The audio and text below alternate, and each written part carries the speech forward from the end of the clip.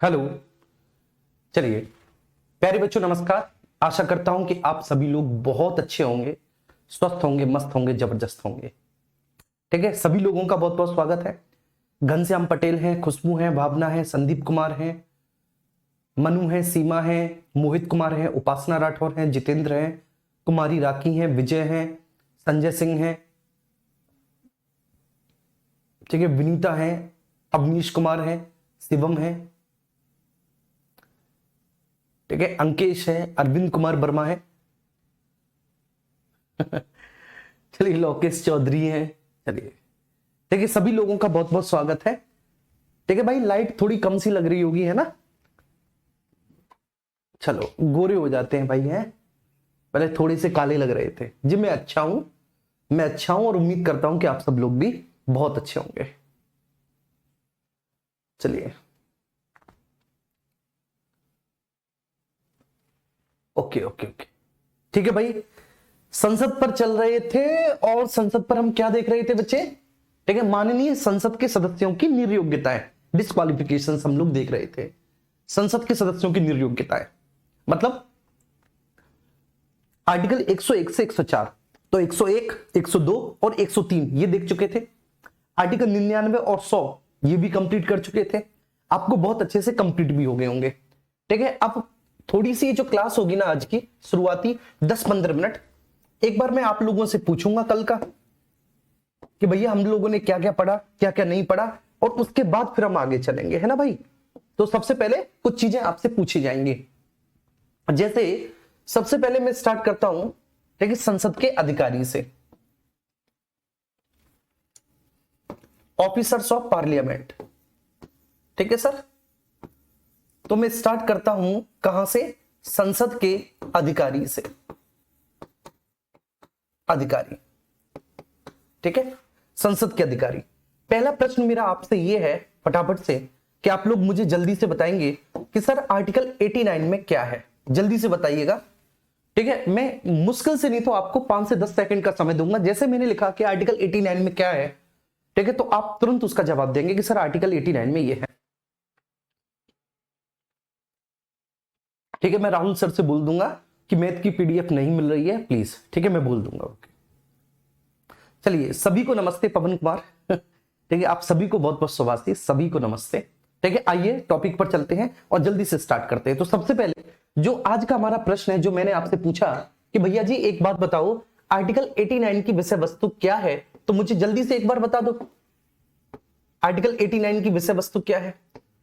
ठीक है ना, क्या सब्जेक्ट है आर्टिकल 89 का?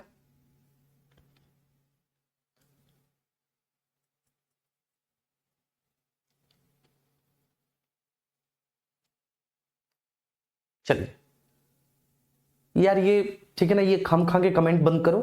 ठीक है, जो मैं प्रश्न पूछ रहा हूं प्लीज उसका जवाब दो आप लोग, ठीक है ना। चलिए देखो, मोनू बोल रहे हैं कि संसद है आर्टिकल 89 में। बताओ, मोनू संसद बोल रहा है, हे भगवान। चलिए बहुत अच्छे, बहुत बढ़िया। ठीक है, एक लंग से, ठीक है, सभी के बिल्कुल सही जवाब आए हैं। ठीक है, अब इतने सारे बच्चों के जवाब है कि मैं उनका नाम तो नहीं ले सकता, ठीक है, लेकिन फिर भी अगले क्वेश्चन में जो टफ क्वेश्चन होगा वहां पर मैं उसका नाम लूंगा बच्चे का जो सबसे पहले आंसर करेगा। तो आर्टिकल 89 तो बड़ा सिंपल है। इसमें क्या है सर? राज्यसभा का, सभा का सभापति एवं उपसभापति, एवं उपसभापति,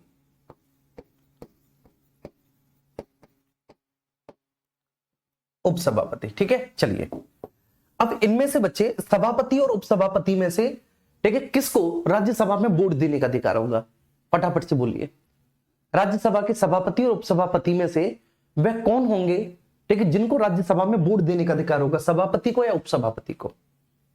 बताइएगा फटाफट से, किसको वोट देने का राइट होगा?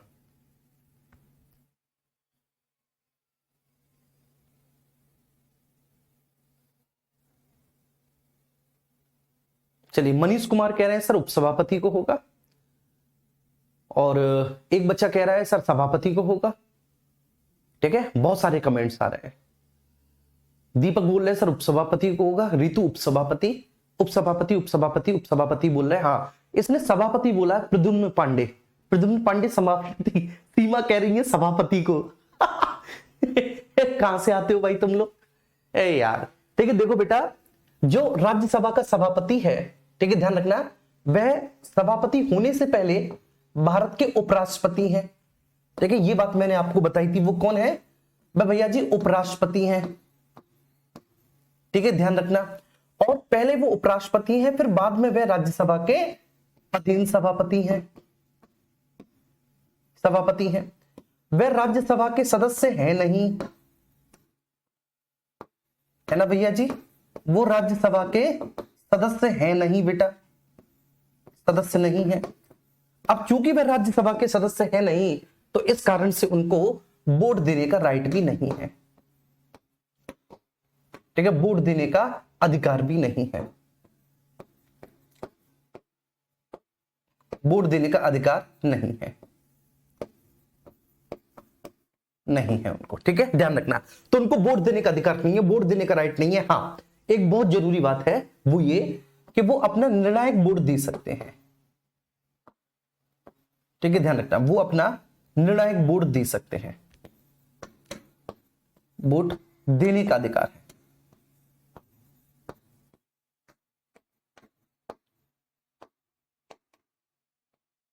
ठीक है, वो बेसिकली डिसीजनल वोट कर सकते हैं, निर्णायक वोट कर सकते हैं। आर्टिकल 89 की विषय वस्तु ये है। बहुत अच्छे।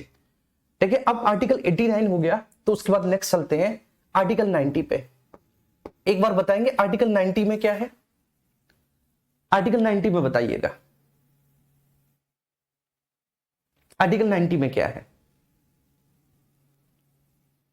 बहुत अच्छे त्रिशा, आर्टिकल 90 की विषय वस्तु क्या है, जल्दी से। ठीक है, 90 में क्या है बेटा, तो 90 में है उपसभापति का पद रिक्त होना, है ना, उपसभापति का पद खाली हो जाना, रिक्त होना। ठीक है, पद त्याग एवं पद से हटाया जाना, एवं पद से, ठीक है ना, हटाया जाना, जिसको आप रिमूवल बोलते हैं। ठीक है, हिंदी में, प्रॉपर हिंदी में पदच्युति बोलते हैं।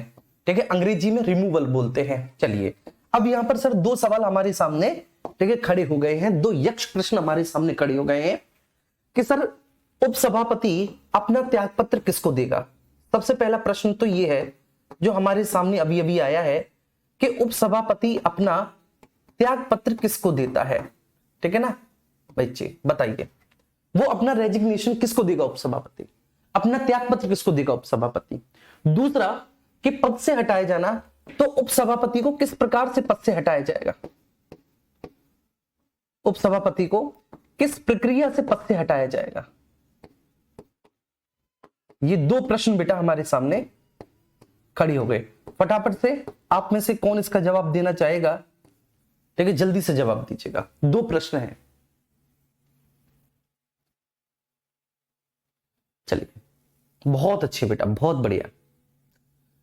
रॉबिन कह रहे हैं कि सर राष्ट्रपति को देगा। रॉबिन बेटा नहीं, गलत है ना बाबू, गलत है। ठीक है ना, सभापति को सभापति को सभापति को, उपराष्ट्रपति को उपराष्ट्रपति को। लेकिन जो मनीष बच्चा है, ठीक है ना, और भी बहुत सारे बच्चे हैं जो, ठीक है ना, राष्ट्रपति बोल रहे हैं, वो किस बेस पर राष्ट्रपति बोल रहे हैं। इसका मतलब ये है कि आप ढंग से नहीं पढ़ रहे। और भैया एक बात बताओ, आप ढंग से पढ़ क्यों नहीं रहे हो? कोई कसर छोड़ी जा रही है हमारे द्वारा, ये बताओ, कोई कसर छोड़ी जा रही है, कोई डाउट छोड़ा जा रहा है, कब मेहनत की जा रही है, अपना सब कुछ तो दिया जा रहा है, फिर भी आप ऐसी मिस्टेक करेंगे, ऐसी गलतियां करेंगे। अब आप एक बात बताइए, जैसे मान के चलिए कि आपका कोई दोस्त किसी और दूसरी जगह पढ़ता है, या वो कहीं ऑफलाइन पढ़ता है, ठीक है, वो आपसे ये प्रश्न पूछने लग जाए कि भाई एक बात बता, उपसभापति अपना त्यागपत्र किसको देगा? आपने बोल दिया राष्ट्रपति, ठीक है, तो वो आपका दोस्त आपसे क्या पूछेगा सबसे पहले कि भाई किससे पॉलिटी पढ़ता है? कि भाई दिग्विजय से पढ़ता हूं पॉलिटी। अच्छा, ले, हमारे टीचर ने तो ये बताया था। कहने का आशय ये है कि जब आप कोई भी गलती करते हैं तो वो आपके ऊपर नहीं आती, वो टीचर के ऊपर आ जाती है। ठीक है, अब आप एक बात बताओ, आप यार, ठीक है, ऐसे करके हमारा नाम मिट्टी में मिलाओगे? इस तरह से मेहनत आप नहीं कर रहे और बदनाम कौन हो रहे हैं? हम हो रहे हैं। ठीक है, टीचर हो रहा है, हमारी पूरी संस्था हो रही है।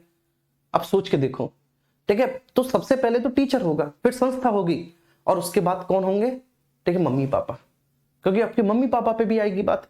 मान के चलिए कि आपसे कोई एग्जाम ना निकला तो लोग मम्मी पापा को भी ताने मानेंगे कि और पढ़ा लो लोग, और कोर्स दिलवा लो, और लाइब्रेरी भेज लो।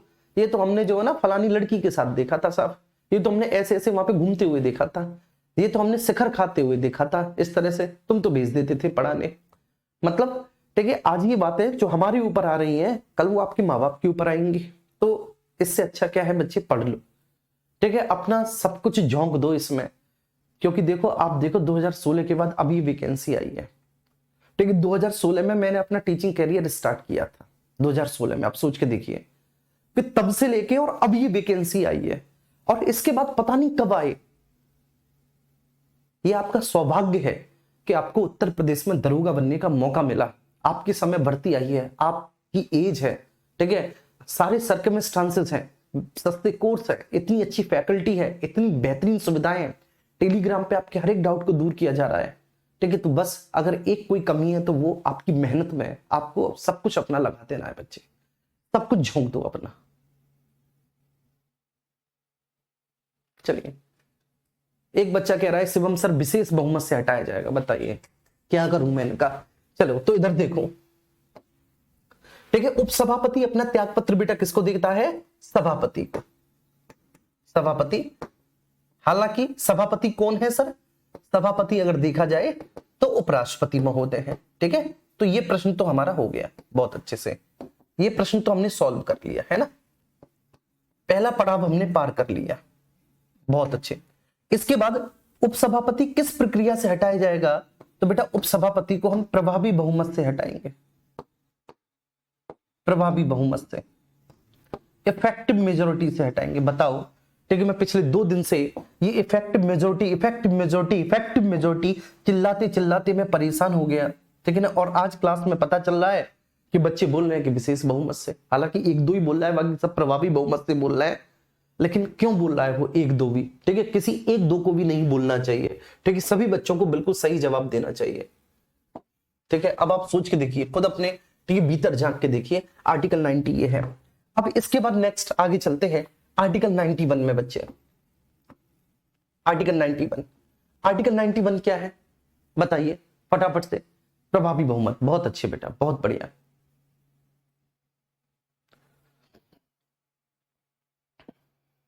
बहुत बढ़िया,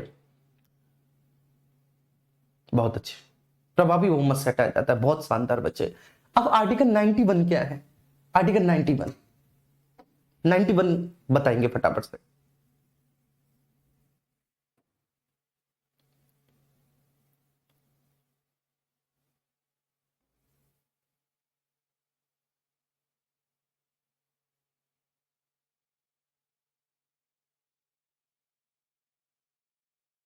बहुत अच्छे, अमित पाल, अमित पाल बहुत बढ़िया। अमित पाल पहले बच्चे हैं जिन्होंने बताया, अवंतिका ने बताया इसको, अमित कुमार ने बताया, शंभू ने बताया, शंभूनाथ, शहजाद आलम ने बताया, धीरज कुमार ने बताया, और मोनू कुमार ने बताया, बहुत अच्छे, ठीक है। आर्टिकल 91 क्या है, सभापति के, सभापति के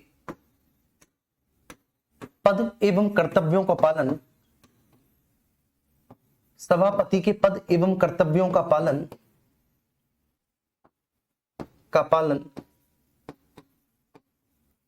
उपसभापति, उपसभापति या अन्य के द्वारा किया जाए, अन्य के द्वारा किया जाए,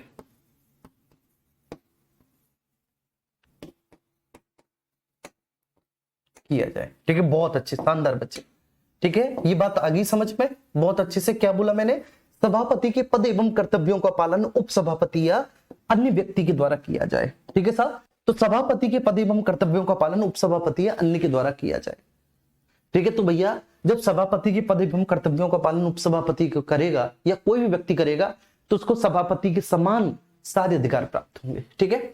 और फिर इसके बाद आर्टिकल 92 है। आर्टिकल 92 क्या बोलता है कि अगर बेटा सभापति या उपसभापति किसी को भी, चाहे सभापति हो चाहे उपसभापति हो, उपसभापति हो, कोई भी हो, अगर उनको पद से हटाए जाने का संकल्प विचाराधीन है, हटाए जाने का संकल्प विचाराधीन है,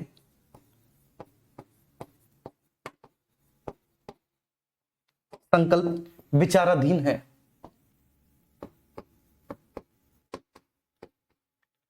विचाराधीन है, तब उनका पीठासीन ना होना, पीठासीन ना होना, तब उनका इन द चेयर ना होना, ना होना। ठीक है, एक बार आप संसद टीवी जरूर देखना सब बच्चे, ठीक है ना, एक बार आप संसद टीवी देखना तो आपको समझ में आ जाएगा कि पीठासीन कैसे होते हैं, ठीक है, किस तरह से माननीय सदस्य अपने प्रश्नों को पूछते हैं, किस तरह से जो व्यक्ति पीठासीन होता है उन सदस्यों को बोलने का मौका देता है, समय देता है ना। और जो पीठासीन व्यक्ति होता है ना, आपने देखा होगा वो बोल भी रहा होता है कि माननीय सदस्य अब आपका समय समाप्त हो गया, बैठिए बैठिए बैठिए, बैठ जाइए, इस तरह से भी आपने सुना होगा। बहुत अच्छे बेटा, बहुत बढ़िया, शानदार। ठीक है, आर्टिकल 92 तक बहुत अच्छे से क्लियर हो गया। ठीक है, अब जो आर्टिकल 89 में है, ठीक है, वही आपके आर्टिकल 93 में है ना जी। तो बस एक बार आर्टिकल इसे भी देख लो, ठीक है, सब लोग फटाफट से। ठीक है, आर्टिकल 93 बताइए, आर्टिकल 93 क्या है? 93, तो सर आप बोलेंगे कि जो आर्टिकल 93 है, आर्टिकल 93 में लोकसभा के अध्यक्ष एवं उपाध्यक्ष के बारे में चर्चा की गई है। लोकसभा के अध्यक्ष एवं उपाध्यक्ष के बारे में चर्चा की गई है, एवं उपाध्यक्ष के बारे में चर्चा की गई है,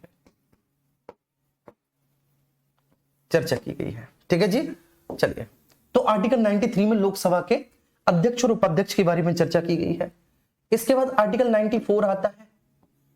अब ये जो आपका आर्टिकल 94 है, 94 में क्या है बच्चे? ठीक है, बोलना 94 में क्या है कि अध्यक्ष और उपाध्यक्ष को, ठीक है, पद से हटाया जाना, पद त्याग या फिर उनके पद से मुक्ति। बहुत अच्छे बेटा, बहुत बढ़िया। लोकसभा का अध्यक्ष एवं उपाध्यक्ष आर्टिकल 93 में है। ठीक है, 94 में क्या है? तो आर्टिकल 94 में है लोकसभा अध्यक्ष एवं उपाध्यक्ष, उपाध्यक्ष का पदत्याग, पदत्याग मतलब त्याग पत्र दे देना, पदत्याग, पद से हटाया जाना, हटाया जाना, हटाया जाना। बात समझ पा रही है? तो लोकसभा अध्यक्ष एवं उपाध्यक्ष का पदत्याग, पद से हटाया जाना। अच्छा, अब आप मुझे एक बात बताइए कि बेटा लोकसभा का अध्यक्ष जो है वह अपना त्याग पत्र किसको देगा और उपाध्यक्ष अपना त्याग पत्र किसको देगा? फटाफट से मुझे एक बार आप लोग बता दोगे कि साहब लोकसभा का अध्यक्ष अपना रिजाइन किसे देता है और उपाध्यक्ष अपना रिजाइन किसे देता है? एक बार मुझे बता दोगे आप सब लोग? हाँ, पद रिक्त होना, पद त्याग एवं पद से हटाया जाना।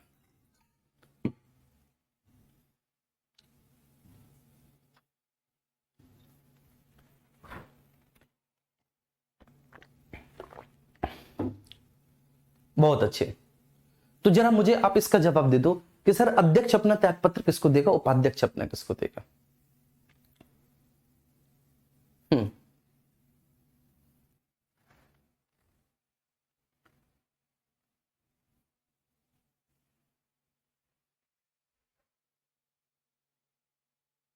अच्छा, बहुत अच्छे बेटा, बहुत अच्छे नीरज।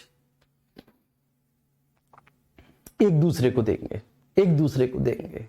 चलिए, बहुत अच्छे बेटा। लक्ष्मी चौहान राजपूत, गौरव कुमार अध्यक्ष। अच्छा अच्छा, ठीक है, गौरव कुमार कह रहे हैं, एक बच्चा है वो कह रहा है कि अध्यक्ष राष्ट्रपति को देगा और उपाध्यक्ष जो है वो अध्यक्ष को देगा। नहीं बेटा, गलत है। ठीक है, देखो ध्यान रखना, अध्यक्ष अपना त्यागपत्र उपाध्यक्ष को देगा, वो एक दूसरे को ही दे लेंगे क्योंकि ये लोकसभा है, ये राज्यसभा नहीं है, ये लोकसभा है। अगर ये लोकसभा है तो अध्यक्ष अपना त्यागपत्र जो देगा वो उपाध्यक्ष को देगा, उपाध्यक्ष को देगा। उपाध्यक्ष जो अपना त्यागपत्र देगा वो अध्यक्ष को देगा। ठीक है, वो अध्यक्ष को देगा, तो एक दूसरे को ही दे लेते हैं। ठीक है, अध्यक्ष साहब अपना त्यागपत्र उपाध्यक्ष को, उपाध्यक्ष साहब अपना त्यागपत्र अध्यक्ष को दे लेते हैं। ठीक है भैया, ये है कहानी, ये बात ध्यान रखना। और दोनों को ही किस प्रकार की प्रक्रिया से हटाया जाएगा? दोनों को ही किस प्रकार की प्रक्रिया से हटाया जाएगा? तो भैया जी दोनों को एक ही प्रक्रिया से हटाया जाएगा और वह प्रक्रिया है प्रभावी बहुमत। और वह प्रक्रिया क्या है? प्रभावी बहुमत।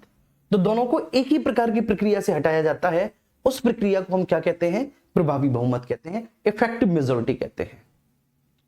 बहुत अच्छे, इफेक्टिव मेजोरिटी कहते हैं। आर्टिकल 94 हो गया। अब इसके बाद आर्टिकल 95 पर आएंगे।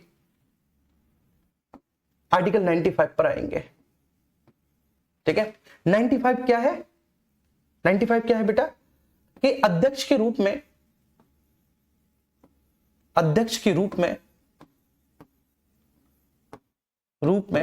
उपाध्यक्ष या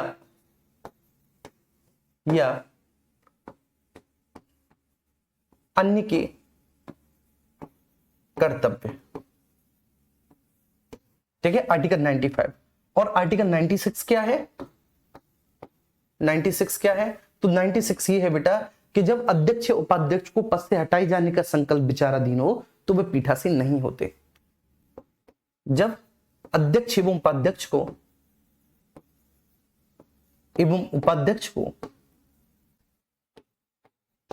को पद से हटाए जाने का संकल्प विचाराधीन हो, पद से हटाए जाने का संकल्प विचाराधीन हो,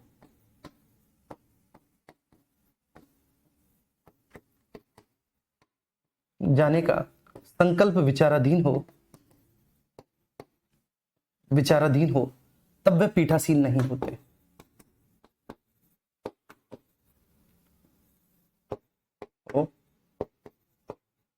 तब वह पीठासीन नहीं होते।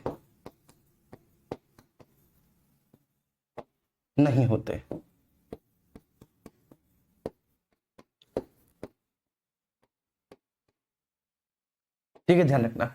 तो जब अध्यक्ष और उपाध्यक्ष को बेटा पद से हटाए जाने का संकल्प विचाराधीन हो तब वे इन द चेयर नहीं होते, तब वे पीठासीन नहीं होते। बहुत अच्छे बेटा, बहुत बढ़िया, है ना। अगर संकल्प ही विचाराधीन हो वह उसी समय से पीठासीन होना मतलब इन द चेयर होना बेटा बंद कर देंगे, ठीक है। आर्टिकल 97 क्या है? फटाफट से बोलो। आर्टिकल 98 क्या है? जल्दी से बोलो। 97 और 98 बोलो जी मेरे प्यारे बच्चे।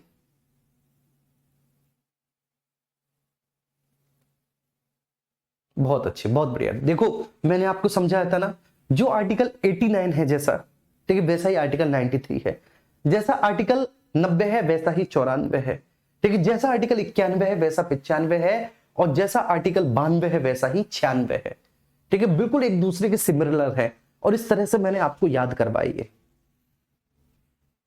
बहुत अच्छे, ठीक है बेटा। इसमें क्या है? आर्टिकल 97, तो 97 में है बेटा सभापति, उपसभापति,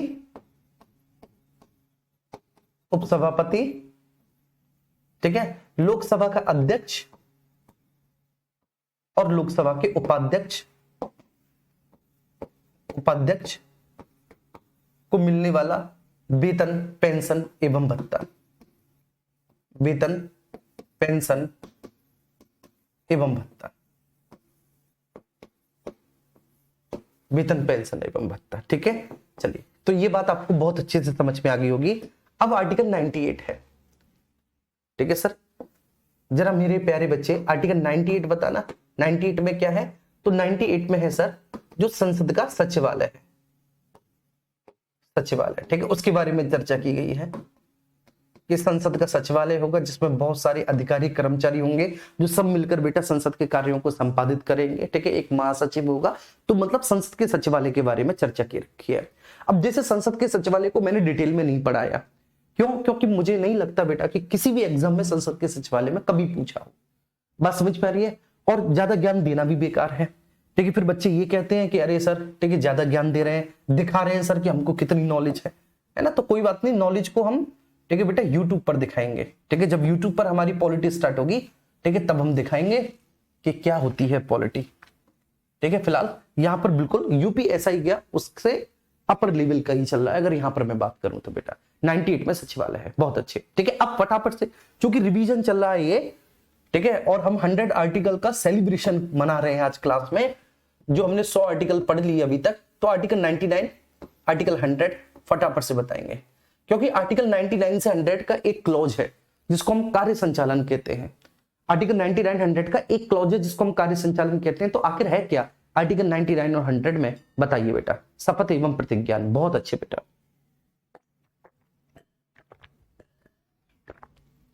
बहुत शानदार बेटा, बहुत अच्छे। आर्टिकल 99 और 100 का एक क्लॉज है, ठीक है, जिसका है सर कंडक्ट ऑफ ड्यूटीज, मतलब कार्य संचालन। क्या बात है मेरे प्यारे बच्चे, मजा आ गया यार, बहुत शानदार, बहुत बढ़िया। आर्टिकल 99,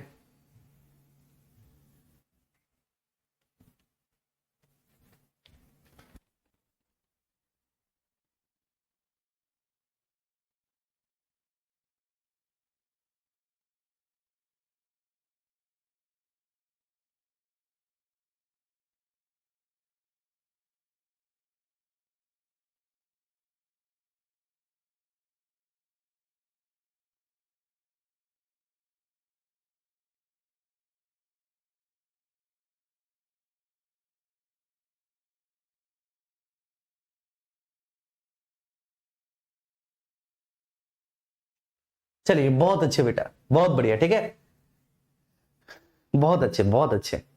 ठीक है, आर्टिकल 99 में क्या है, तो आर्टिकल 99 में है, ठीक है, सदस्यों के द्वारा ली जाने वाली शपथ एवं प्रतिज्ञा के द्वारा ली जाने वाली शपथ एवं प्रतिज्ञा,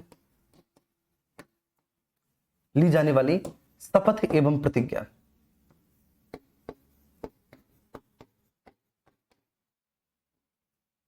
ठीक है। तो माननीय सदस्यों के द्वारा ली जाने वाली शपथ एवं प्रतिज्ञा के बारे में चर्चा आर्टिकल 99 में है, ठीक है भैया। आर्टिकल 100 है, आर्टिकल 100, ठीक है। आर्टिकल 100 में क्या है, ये तो हो गया 99 में सदस्यों के द्वारा ली जाने वाली शपथ ऑब्लिक प्रतिज्ञा। अब सब आर्टिकल 100 क्या कहता है, तो आर्टिकल 100 कहता है बेटा सदनों में मतदान, ठीक है, सदनों में मतदान, मतदान, ठीक है, ये मैं आपको बता चुका हूं, सदनों में मतदान है ना बेटा, इसको मैं आपको समझा चुका हूं, मतदान, ठीक है। अगर सदन में वैकेंसियां हैं, अगर सदन में रिक्तियां हैं, तो इसका मतलब ये नहीं कि सदन काम नहीं करेगा, ठीक है। तो रिक्तियों के होने के बावजूद भी सदनों की कार्य करने की शक्ति, रिक्तियों के होने के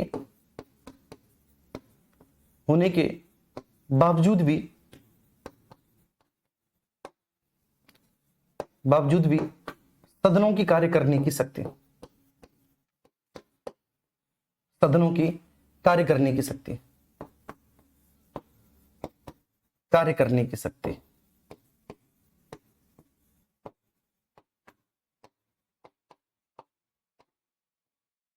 ठीक है सर।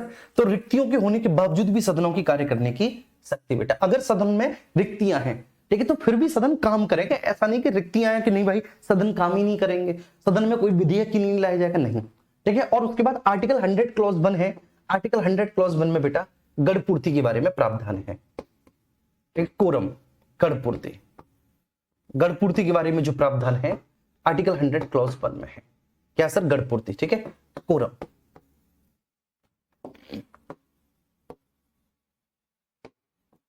गढ़पूर्ति, ठीक है, गढ़पूर्ति।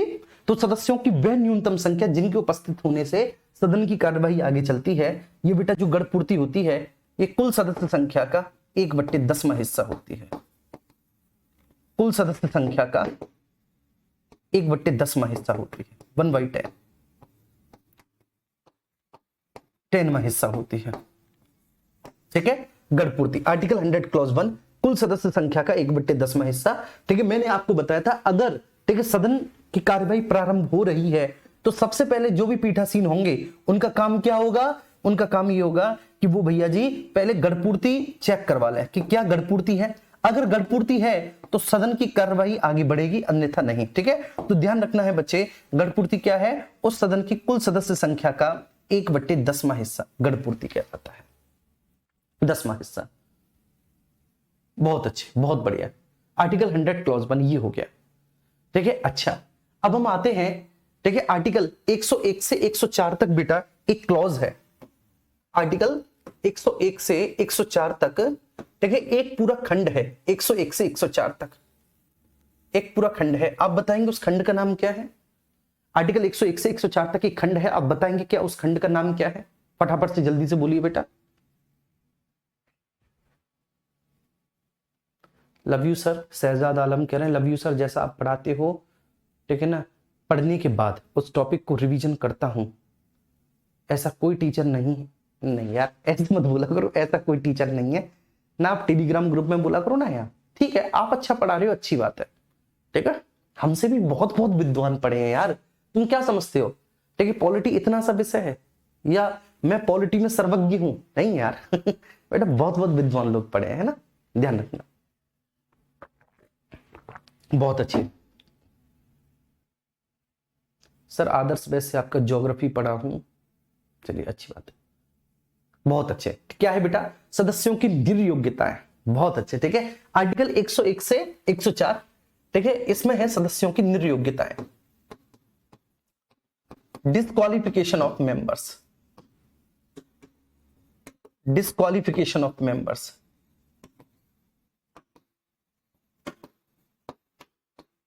ऑफ मेंबर्स, सदस्यों की निर्योग्यताएं, बहुत अच्छे। फटाफट से बताओ आर्टिकल 101 क्या है, 102 क्या है, 103 क्या है, 104 क्या है? जल्दी से बताओ तभी आगे बढ़ेंगे। ठीक है जी, बताओ। ठीक है, आर्टिकल 101, 102, 103, 104 क्या है? और आप लोग देख फेंक के तो नहीं बता रहे? ऐसा तो नहीं कि आप लोग कहीं से देख के टीप के बता रहे हो, ये सब याद है ना तुमको? जी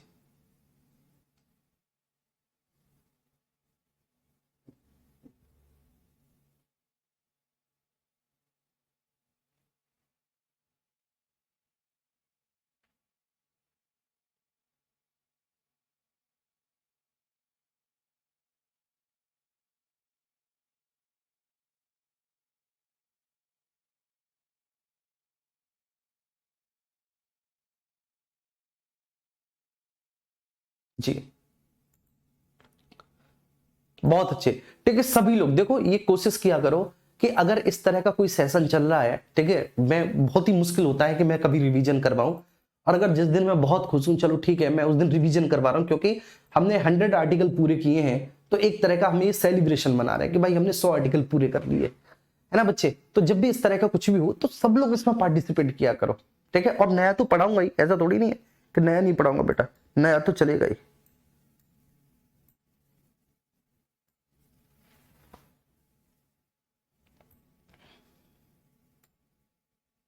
बताओ सब लोग बताओ, आर्टिकल 101 स्थानों का रिक्त होना, बहुत अच्छे, बहुत बढ़िया बेटा। आर्टिकल 101 स्थानों का रिक्त होना, आर्टिकल 102 सदस्यों की निर्योग्यताएं, आर्टिकल 103 निर्योग्यताओं से संबंधित प्रश्नों पर विनिश्चय, निर्योग्यताओं से संबंधित प्रश्नों पर विनिश्चय, कि ये व्यक्ति निर्योग्य है अथवा नहीं, इस पर निश्चय किया जाएगा।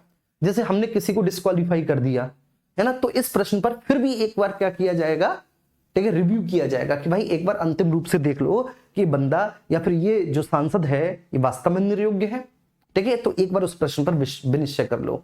और आर्टिकल 104 जो है, आर्टिकल 104 कहता है जैसे आर्टिकल 99 के अधीन आपने शपथ नहीं ली अभी तक, ठीक है, आर्टिकल 99 के अधीन अभी तक आपने शपथ नहीं ली, या फिर अभी आप योग्य भी नहीं है, आपको निर्योग्य घोषित कर दिया गया है लेकिन अभी तक विनिश्चय नहीं किया गया, आपको निर्योग्य घोषित कर दिया गया है, उसके बावजूद भी आप सदन में उपस्थित हो सकते हैं और मत कर सकते हैं। मैं बताऊंगा कैसे, ठीक है। तो सबसे पहले आर्टिकल 101, आर्टिकल 101 में क्या है? स्थानों का रिक्त होना, स्थानों का रिक्त होना, आर्टिकल 101 में स्थानों का रिक्त होना, आर्टिकल 101 में, है ना। अब ये जो स्थानों का रिक्त होना है बच्चे, इसका मतलब क्या होता है? स्थानों का रिक्त होना, सर इसका आशय क्या है कि जैसे मान के चलिए कि किसी भी सदन में, ठीक है, 10 स्थान रिक्त हैं, तो वो 10 जो स्थान रिक्त हैं वो किस कारण से रिक्त हुए, मतलब अगर किसी भी स्थान को रिक्त घोषित किया जाएगा तो उसके पीछे का कारण क्या है ना जी। अगर किसी भी स्थान को रिक्त घोषित किया जाएगा, तो अगर हम किसी भी स्थान को रिक्त घोषित कर रहे हैं तो साहब उसके पीछे का कारण क्या है जिस कारण से हम उस स्थान को रिक्त घोषित कर रहे हैं। आखिर कारण क्या है? तो जैसे पद पर रहते हुए किसी भी व्यक्ति की मृत्यु हो गई हो, या उन्होंने त्याग पत्र दे दिया हो, या फिर उनका निर्वाचन रद्द हो गया हो, या फिर उनको अयोग्य घोषित करार दे दिया गया हो, या फिर उनकी सदस्यता को रद्द कर दिया गया हो। तो इस तरह से है ना मेरे प्यारे बच्चे। इसके बाद आर्टिकल 102 में है, ठीक है, सदस्यों के लिए निर्योग्यताएं। 102 में क्या है? सदस्यों के लिए निर्योग्यताएं, के लिए निर्योग्यताएं,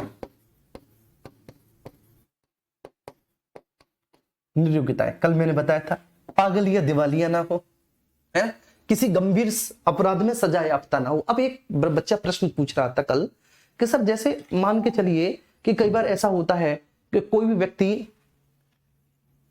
ठीक है ना, जेल में बंद है, कारावास में है, और वह कारावास में रह के ही किसी भी लोकसभा क्षेत्र से, विधानसभा क्षेत्र से एमएलए या एमपी का चुनाव लड़ता है ना। तो सर ऐसा कैसे पॉसिबल है?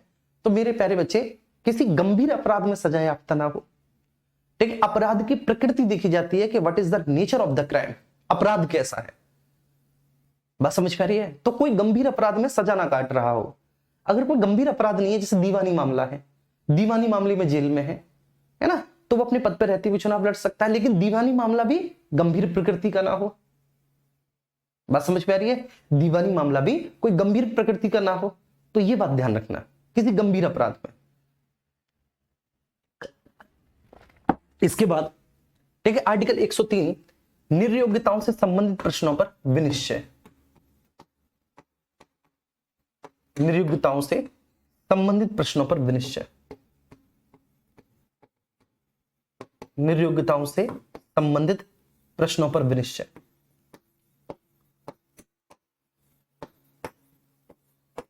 प्रश्नों पर विनिश्चय, ठीक है जी, ध्यान रखना। तो निर्योग्यताओं से संबंधित प्रश्नों पर विनिश्चय, ये आर्टिकल 103 में इसके बारे में चर्चा कर रखी है। जैसे अगर हमने किसी भी सदस्य को डिस्क्वालीफाई घोषित कर दिया, ठीक है ना, किसी भी सदस्य को डिस्क्वालीफाई घोषित कर दिया, तो अब यहां पर सवाल ये आता है कि सब डिस्क्वालीफाई घोषित कर कौन सकता है ना। किसी भी सदस्य को अगर हम निर्योग्य घोषित कर रहे हैं, डिस्क्वालीफाई घोषित कर रहे हैं, तो घोषित करेगा कौन? उसको डिस्क्वालीफाई। और उस पर, ठीक है, विनिश्चय कौन करेगा? उस पर अंतिम रूप से निर्णय कौन लेगा? तो ये सारी चीजें देखेंगे हम। आइए, ठीक है, अब इस बारे में हम आगे चलते हैं। राहुल गांधी का ये एग्जाम्पल लिख लो। राहुल गांधी की संसद सदस्यता को रद्द कर दिया गया क्योंकि उनको निर्योग्य घोषित कर दिया गया था। बात समझ पा रही है? उनको निर्योग्य घोषित कर दिया गया, ठीक है, किस कारण से? कि उन्होंने कोई, ठीक है, सदन के भीतर कुछ इस तरह के शब्दों का प्रयोग किया जो कि, ठीक है, सदन की गरिमा के बिल्कुल अगेंस्ट था, है ना।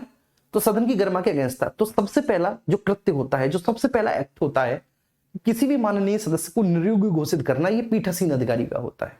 बात समझ पा रही है? सबसे पहला कौन होता है बेटा? पीठासीन अधिकारी। तो जो भी पीठासीन अधिकारी हैं, पीठासीन अधिकारी माननीय सदस्य को निर्योग्य घोषित कर सकते हैं, निर्योग्य घोषित कर सकते हैं,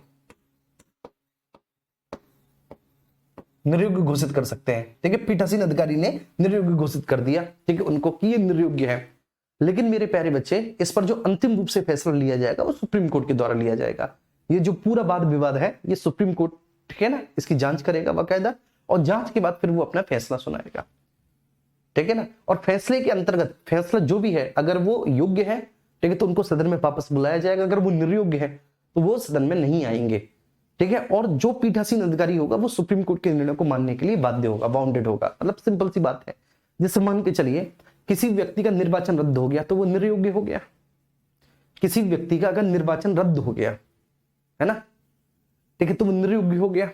अगर वो निर्योग्य हो गया, ठीक है, उसके बावजूद भी वो सदन में आया है, पीठासीन अधिकारी ने उसको बाहर कर दिया कि नहीं तुम बाहर जाओ, ठीक है। वो व्यक्ति पहुंच गया वहां पर सुप्रीम कोर्ट में, और सुप्रीम कोर्ट में जाने के बाद उसने बोला कि सर आर्टिकल 104 के तहत मेरा यह अधिकार है कि अगर मैं योग्य नहीं हूं तो उसके बावजूद भी मैं सदन में भाग ले सकता हूं। अब चूंकि मैं चुनाव लड़ा हूं लोकसभा क्षेत्र से, ठीक है, और सबसे ज्यादा मत भी मुझे पड़े हैं, लेकिन वो बात अलग है कि मेरा निर्वाचन रद्द हो गया, कारण कोई भी रहा हो, है ना सर, किसी भी कारण से मेरा निर्वाचन रद्द हो गया, लेकिन वोट तो सबसे ज्यादा मुझे को मिले थे, ठीक है, लास्ट तक काउंटिंग में सबसे ऊपर मैं ही चल रहा था, वोट तो मुझको सबसे ज्यादा मिले। अब पीठासीन अधिकारी मुझको घुसने नहीं दे रहे, लेकिन आर्टिकल 104 के तहत मुझको यह अधिकार है कि अगर मैं योग्य नहीं हूं तो उसके बावजूद भी मैं सदन में बैठूंगा, मैं हिस्सा लूंगा, और इनफैक्ट मैं मत भी करूंगा, मैं वोट भी करूंगा। बात समझ में आ रही है? तो सुप्रीम कोर्ट कहेगा बिल्कुल आपकी बात सही है। तुरंत सुप्रीम कोर्ट उस व्यक्ति को, ठीक है ना, इस बात का आदेश देगा कि आप जाइए सदन में बैठिए, और पीठासीन अधिकारी फिर सुप्रीम कोर्ट की बात को मानेगा, उसे बैठाना पड़ेगा चाहे कुछ भी हो जाए। ठीक है, तो नियोक्ताओं से संबंधित प्रश्नों पर विनिश्चय, ये बात ध्यान रखना, विनिश्चय, विनिश्चय। ठीक है, और ये ध्यान रखना, कई बार इस पर बड़ी वो हुआ है, संसद और सुप्रीम कोर्ट का टकराव हुआ है इस आर्टिकल पे। संसद बोलता है कि हमारे इस आर्टिकल जुडिशियल रिव्यू से, ठीक है ना, जुडिशियल रिव्यू के दायरे से बाहर है। ये अगर किसी भी पीठासीन अधिकारी ने, मतलब मान के चलिए कि लोकसभा के अध्यक्ष अथवा उपाध्यक्ष ने, या उस समय जो भी पीठासीन अधिकारी हो, उन्होंने किसी भी संसद की सदस्यता, किसी भी सांसद की सदस्यता को रद्द कर दिया, है ना, उन्होंने अगर किसी भी सांसद की सदस्यता को रद्द कर दिया, तो फिर ये जुडिशियल रिव्यू के दायरे में नहीं आता। ठीक है, ये बोला बेटा, ठीक है, संसद में। तो सुप्रीम कोर्ट ने बोला कि नहीं, ये जुडिशियल रिव्यू के दायरे में आता है। इनफैक्ट संसद के द्वारा बनाया गया कानून अगर जुडिशियल रिव्यू के दायरे में आ रहा है, मतलब सुप्रीम कोर्ट उस पर विचार कर सकती है, इसको हम जुडिशियल रिव्यू कहते हैं, मैं आपको पहले बता चुका हूं। तो अगर किसी भी सांसद की सदस्यता को, ठीक है ना, रद्द किया जाता है, उसे निर्योग्य घोषित किया जाता है, अयोग्य घोषित किया जाता है, तो वो जा सकता है सुप्रीम कोर्ट, ये जुडिशियल रिव्यू में आता है। बस आपको इतना समझना है। अच्छा, अब इसके बाद आर्टिकल 104 है। आर्टिकल 104 कहता है कि आर्टिकल 99 के अधीन शपथ न लेते हुए, 99 के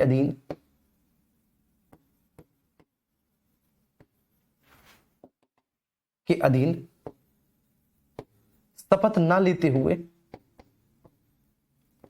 शपथ न लेते हुए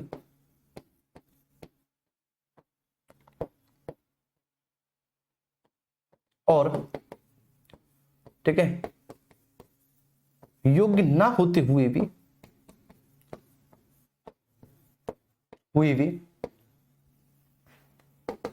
योग्य ना होते हुए भी सदनों में उपस्थित होने, भाग लेने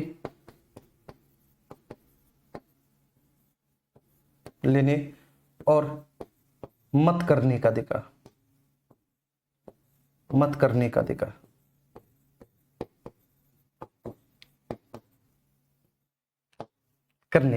ठीक है, ध्यान रखना इस बात को, बहुत अच्छे से ध्यान रखना मैंने क्या बोला।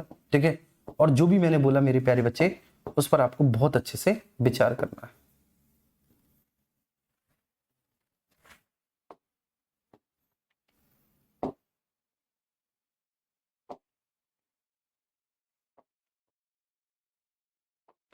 ठीक है, तो आर्टिकल 99 के अधीन शपथ ना लेते हुए, ठीक है, योग्य ना होते हुए भी सदनों में पार्टिसिपेट करना और बेटा मत देने का अधिकार या मत देने की शक्ति आर्टिकल 104 में दी गई है।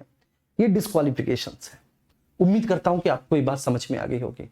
अब आता है आर्टिकल 105 से 106, और आर्टिकल 105 से जो 106 है वो है माननीय सांसदों के प्रिविलेजेस, ठीक है, मतलब उनके विशेषाधिकार। तो आर्टिकल 105 से 106 में सांसदों के विशेषाधिकार है।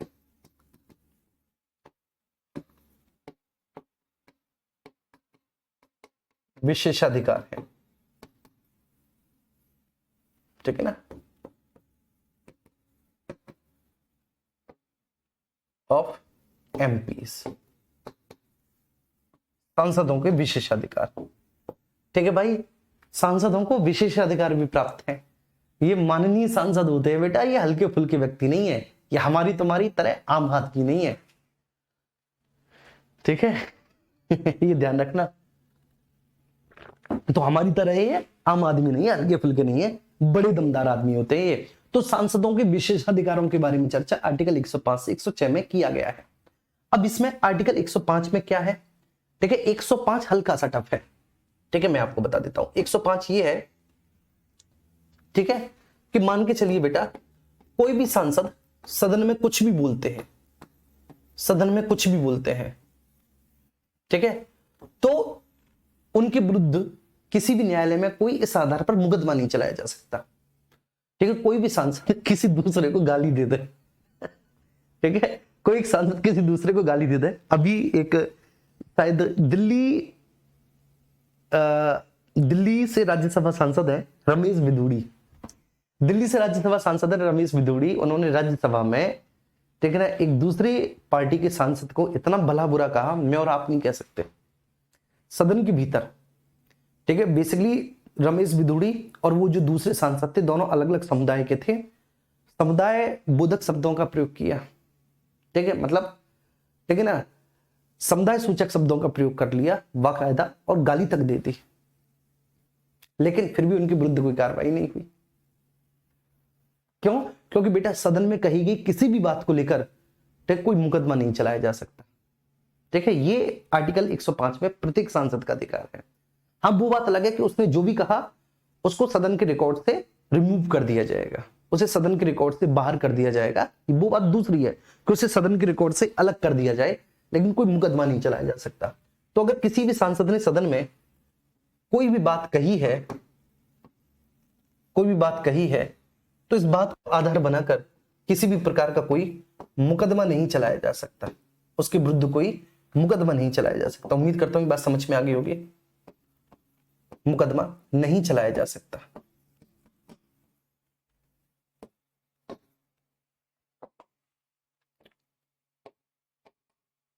चलाया जा सकता।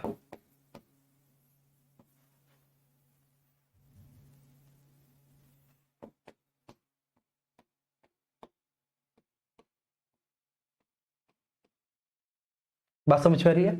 तो किसी भी सांसद ने सदन में कोई भी बात कही है तो इस बात को आधार बनाकर, क्या बनाकर बेटा, इस बात को आधार बनाकर, इस बात को आधार बनाकर उनके विरुद्ध कोई मुकदमा नहीं चलाया जा सकता। उम्मीद करता हूं प्रत्येक बच्चा इस बात को समझ गया होगा। तो इसका मतलब है कि आप जब सांसद बन जाएं, ठीक है, तो जो काम आप ऐसे रोड पे खड़े होकर नहीं कर सकते उसे आप संसद में कर सकते हैं, है ना। उसे संसद में आप कर सकते हैं। संसद में आपको जिसको जो मन में आए वो आप बको।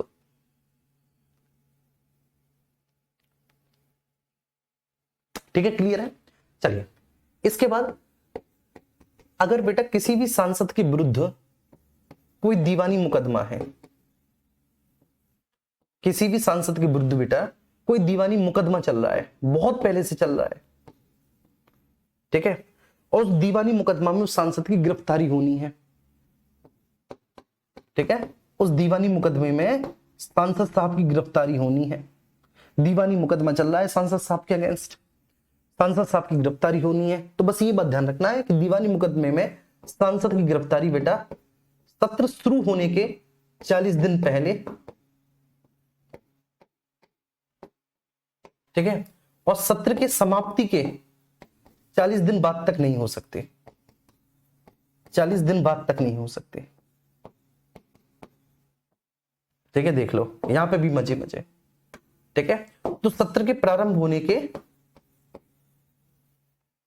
मैंने क्या बोला बाबू, मेरे साथ साथ बोलो, सत्र के प्रारंभ होने के 40 दिन पहले और सत्र की समाप्ति के 40 दिन बाद तक, ठीक है, उनकी गिरफ्तारी नहीं हो सकती। मैं फिर से एक बार बोल रहा हूं, किसी भी सांसद के अगेंस्ट अगर कोई दीवानी मुकदमा है, मेरे साथ साथ बोलो मेरे साथ साथ, अगर किसी भी सांसद के अगेंस्ट कोई बेटा दीवानी मुकदमा है, ठीक है, तो उस दीवानी मुकदमा में उस सांसद की गिरफ्तारी सत्र के प्रारंभ होने के 40 दिन पहले और 40 दिन बाद तक नहीं हो सकती। ठीक है ना, लेकिन मामला कैसा होना चाहिए, दीवानी। अब आप कहेंगे सर दीवानी मामले क्या होते हैं, तो दीवानी मामलों का मतलब होता है कि सर जैसे दीवानी मामलों का है विवाह विच्छेद, उत्तराधिकार, संपत्ति, ठीक है ना, कॉपीराइट, इस तरह के जो मामले होते हैं वो दीवानी मामले होते हैं। और ये हत्या, लूट, डकैती, चोरी, बलात्कार, व्यभिचार, ये सब फौजदारी मामले हैं। ठीक है, अगर फौजदारी मामला है, ठीक है, अगर मामला कैसा है, फौजदारी मामला, आर्टिकल 107। ठीक है, अगर फौजदारी मामला है, कोई भी फौजदारी मामला है, ठीक है, कोई भी फौजदारी मुकदमा है और उस फौजदारी मुकदमा में गिरफ्तारी होनी है और सत्र चल रहा है, ठीक है, अगर सत्र नहीं चल रहा तो आप सांसद को, ठीक है, धर पकड़ लो। क्लियर है? अगर सत्र नहीं चल रहा है तो आप सांसद को धर पकड़ लो, आराम से धर पकड़ लो सांसद को, ठीक है ना, धर पकड़ लो। लेकिन अगर सत्र चल रहा है, ठीक है, सेशन ऑन गोइंग है, सत्र चल रहा है, तब आपको पीठासीन अधिकारी से अनुमति लेनी होगी, ठीक है। तब पुलिस को क्या करना पड़ेगा, तब पुलिस को पीठासीन अधिकारी से अनुमति लेनी पड़ेगी, और पीठासीन अधिकारी की अनुमति लेकर ही आप उसको गिरफ्तार कर सकते हैं। अगर पीठासीन अधिकारी ने मना कर दिया कि नहीं अभी गिरफ्तार मत करो, तो आप गिरफ्तार नहीं कर सकते। बात समझ में आ रही है? अगर पीठासीन अधिकारी ने मना कर दिया कि नहीं आप गिरफ्तार मत करो अभी, ठीक है, इन्हें पहले सत्र की जो कार्यवाही है उसमें पार्टिसिपेट करने दो, क्योंकि इनका मत इस सदन के लिए बहुत आवश्यक है। तो इनका मत सदन के लिए बहुत आवश्यक है, ठीक है। ये बहुत विद्वान सदस्य है ना, ये बहुत विद्वान सदस्य है, इनका मत हमारे लिए बड़ा आवश्यक है। फिलहाल इन्हें गिरफ्तार मत करो, तो बेटा उनको गिरफ्तार नहीं किया जाएगा, सत्र के खत्म होने का इंतजार किया जाएगा, ठीक है, सत्र के खत्म होने का इंतजार किया जाएगा। पीठासीन अधिकारी ने कहा कि ले जाओ साले, ठीक है, लेके जाओ, ठीक, गिरफ्तार करके ले जाओ अरेस्ट करके, तुरंत उनको अरेस्ट करके ले जाया जाएगा। तो आर्टिकल 105 आर्टिकल 105 और 106 में ही है ये 106 में ही है, ये 106 में ही है, दोनों चीजें नहीं, मैं ये आर्टिकल 105 में ही है, ये तीनों चीजें आर्टिकल 105 में है, माफ करना, कहा मेरा दिमाग है, ये तीनों चीजें आर्टिकल 105 में है, माफ करना बेटा, है ना, दिमाग मेरा भी ऐसा ही हो गया सांसदों की तरह सांसद पढ़ाते पढ़ाते दिमाग मेरा सांसदों की तरह हो गया। तो अगर कोई भी सांसद सदन में, ठीक है बेटा, कोई भी बात कहता है तो उस बात को आधार बना के उनके विरुद्ध कहीं पर भी मुकदमा नहीं चलाया जा सकता। क्लियर है? तो सदन में कही गई किसी भी बात को लेकर कोई मुकदमा नहीं चलाया जा सकता, ठीक है। दूसरा पॉइंट क्या है, दूसरा पॉइंट क्या है बेटा, तो ये एक तो पॉइंट ये हो गया, ठीक है भाई, एक तो ये पॉइंट हो ही गया। अब इसके बाद सब अगला पॉइंट क्या है, तो मैंने बोला कि किसी भी सांसद के द्वारा सदन में कही गई किसी भी बात को लेकर मुकदमा नहीं चलाया जा सकता। दूसरा, अगर किसी भी सांसद के अगेंस्ट कोई दीवानी मुकदमा है और उनकी गिरफ्तारी होनी है, तो सत्र के प्रारंभ होने के 40 दिन पहले तक और सत्र समाप्ति के 40 दिन बाद तक उनको गिरफ्तार नहीं किया जा सकता, ठीक है, गिरफ्तार नहीं किया जा सकता। और अगर उनके विरुद्ध कोई फौजदारी मुकदमा है तो आप उनको गिरफ्तार कर लो अगर सेशन नहीं चल रहा, और अगर सेशन चल रहा है तो आपको पीठासीन अधिकारी की अनुमति लेनी पड़ेगी, पीठासीन अधिकारी की अनुमति लेकर ही उसको गिरफ्तार किया जाएगा। ये आर्टिकल 105 है। उम्मीद करता हूं बहुत अच्छे से समझ में आ गया होगा। आई डोंट थिंक सो कि यहां तक आपको किसी भी तरह की कोई भी दिक्कत हो, है ना, आप लोग बड़े प्यारे प्यारे बच्चे हो, आपको कोई दिक्कत होगी नहीं यहां तक। अब इसके बाद हम चलते हैं नेक्स्ट आगे आर्टिकल 106 पे। आर्टिकल 106, अब ये जो आर्टिकल 106 है, जरा आर्टिकल 106 पे जाएंगे। आर्टिकल 106 में माननीय सांसदों के वेतन एवं भत्तों के बारे में चर्चा की गई है। सांसदों के वेतन एवं भत्ते, वेतन एवं भत्तों के बारे में चर्चा की गई है।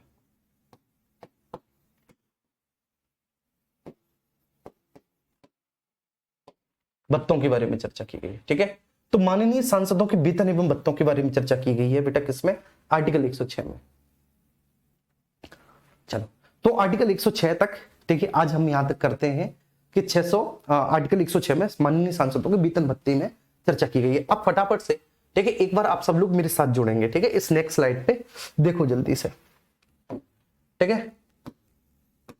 भाग 5, भाग 5 की विषय वस्तु क्या है sir, the union. The union का विस्तार आर्टिकल 52 से 151 तक है, ठीक है, 52 से लेके कहां तक है, 151 तक है। अब ये जो 52 से लेके 151 तक है, ठीक है, इसको मैं आपको बता दे रहा हूं। तो सबसे पहले भैया जी इसमें कार्यपालिका है, इसमें सबसे पहले कार्यपालिका है। कार्यपालिका कितने से कितने तक है, आर्टिकल 52 से 78 तक है कार्यपालिका। दूसरा इसमें विधायिका है। विधायिका बोलो कितने से कितने तक है सर, 79 से 122 तक है। हम विधायिका ही को तो पढ़ रहे हैं बापू, बोलो ना, हम इसी को तो पढ़ रहे हैं। और हम कहां तक आ गए, 106 तक आ गए, बोलो आगे कि नहीं, हम 106 तक आज इसी को पढ़ रहे हैं, 106 तक हम आ गए विधायिका। इसके बाद तीसरा है राष्ट्रपति की विधायी शक्तियां। राष्ट्रपति की विधायी शक्तियां,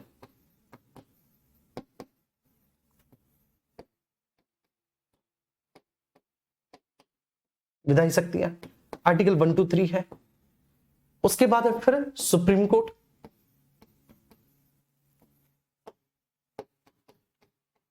आर्टिकल 124 से 147 तक है। और उसके बाद है फिर आपका सीएजी, आर्टिकल 148 से 151। जिसने ऐसे पढ़ लिया ना तो पॉलिटी का भी दोबारा पढ़ने की जरूरत है? तुम बताओ यार। तुम लोग खम मुझसे मेरी तारीफ करवाते हो अपने आप अपने मुंह से, ठीक है? तुम बताओ, ठीक है, तुमको जबरदस्त पॉलिटी पढ़ाया गया है कि नहीं है? लेकिन दिक्कत कब होती है, दुख कब होता है, जब एक बार मैं क्वेश्चन पूछ लूं आपसे और आप लोग जो है ना बेटा, क्योंकि उनको नहीं बताते, तब थोड़ा सा दुख होता है कि बताओ इनको कितने मन से पढ़ाया जा रहा है, कितना एफर्ट लगाकर इनको पढ़ाया जा रहा है, लेकिन फिर भी ये जवाब नहीं देते। तो वहां पर थोड़ा सा हल्की सी दिक्कत हो जाती है। अब आप कार्यपालिका को डिकोड कर लोगे बड़ी आराम से। कार्यपालिका में सबसे पहले राष्ट्रपति और उपराष्ट्रपति है, और उपराष्ट्रपति है कार्यपालिका में सबसे पहले, है ना? उपराष्ट्रपति है कार्यपालिका में, बोलो है कि नहीं यार? कहां से कहां तक? आर्टिकल 52 से लेके कहां तक है बेटा? आर्टिकल 73 तक। फिर उसके बाद मंत्रिपरिषद है, कहां से कहां तक? 74, 75। फिर महान्यायवादी है, वादी है आर्टिकल 76 में। और उसके बाद सरकारी कार्य का संचालन है, कंडक्ट ऑफ गवर्नमेंट ड्यूटी है, आर्टिकल 77 से 78। जय हो, ठीक है? 52 से और 78 तक। देखो 52 से 78 तक हो गया। अरे बोलो ना यार, हो गया कि नहीं? बोलो, हो गया? बोल राधा बोल, संगम होगा कि नहीं? बोल राधा बोल, संगम होगा कि नहीं? टन टन टन टन टन टन। हो गया बेटा ये क्लियर? अब आ जाओ विधायिका पे, ठीक है? लेजिस्लेचर पे आ जाओ। लेजिस्लेचर में जो सबसे पहले है, ठीक है, वो संसद है। अरे बोलो ना यार, संसद है? और लगभग संसद के बारे में अगर हम बात करें बच्चे, विधायिका, ठीक है, तो विधायिका में जो संसद है, संसद के बारे में आर्टिकल 79 से स्टार्ट हो जाता है। 79 से, 79 के बाद 80 राज्यसभा की संरचना, 81 लोकसभा की संरचना, आर्टिकल 82 प्रत्येक 10 वर्षों के बाद, मतलब प्रत्येक जनगणना के बाद सीटों का पुनः समायोजन, है ना? 83 सदनों की अवधि, 84 माननीय सदस्यों की क्वालिफिकेशन योग्यताएं, 85 सत्र सत्रावसान एवं विघटन, बोलो 86 राष्ट्रपति का, ठीक है ना, बेसिकली सदनों में संदेश देने और भाषण भेजने का अधिकार। और इसके बाद फिर 87 राष्ट्रपति का विशेष अभिभाषण, और आर्टिकल 88 सदनों में महान्यायवादी और मंत्रियों के अधिकार। बोलो है कि नहीं? ठीक है, तो कहां से? आर्टिकल 79 से और 88 तक संसद है, ठीक है। फिर इसके बाद संसद के अधिकारी हैं, बेटा। कहां से कहां तक है संसद के अधिकारी? 89 से स्टार्ट हो गए 96 तक संसद के अधिकारी है। अरे बोलो ना यार, संसद के अधिकारी है कि नहीं? ठीक है। फिर इसके बाद उनका वेतन भत्ता है, वेतन भत्ता 97 में। फिर सचिवालय है 98 में, 98 में सचिवालय है। फिर कार्य संचालन है 99 से 100। अरे बोल ना बाबू, कार्य संचालन है 99 से 100, है कि नहीं? 99 से 100 कार्य संचालन, बोलो क्या है? कार्य संचालन 99 से 100 है। और उसके बाद कार्य संचालन के बाद फिर हम आ जाते हैं निर्योग्यताएं।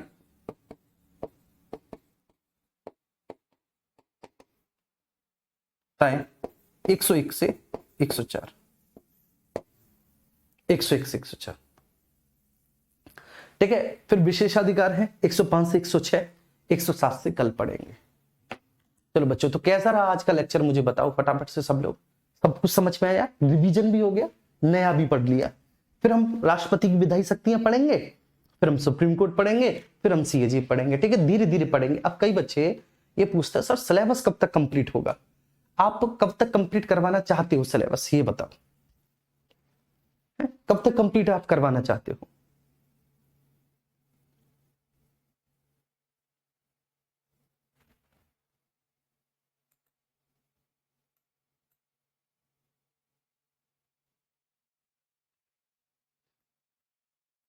सर जी आप बहुत अच्छे से पढ़ाते हो, अगर हम ना पढ़ें तो गलती हमारी है, बात तो सही है।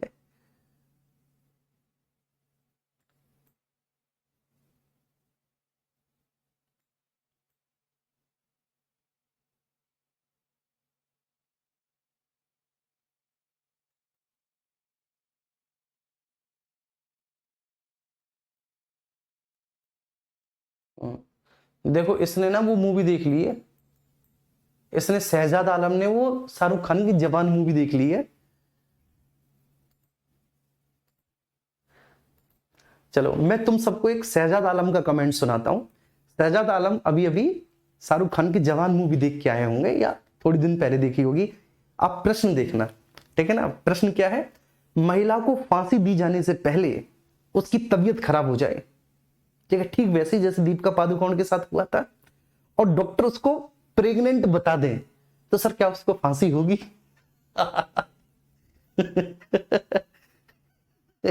यार ये मूवी फूवी की बातों को आप, ठीक है, असल जीवन में क्यों लेकर आते हो? ठीक है।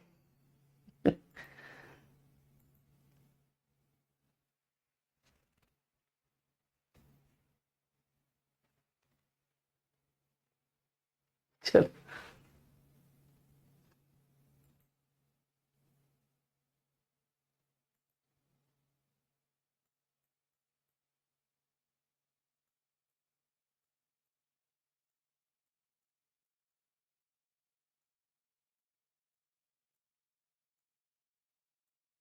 चलो जी, थैंक यू भैया। ठीक है तो फिर, है ना, चलो सब बहुत अच्छा, शानदार, लव यू, बाय।